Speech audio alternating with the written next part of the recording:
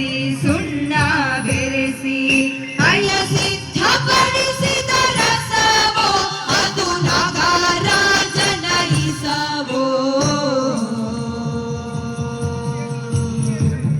Siddhaiah Swami ಬಂದ್ಯೋ Mante ಮಂಟೆಗ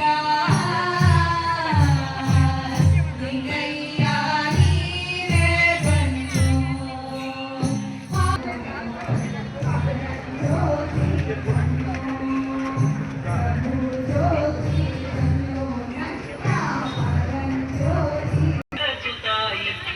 Kangana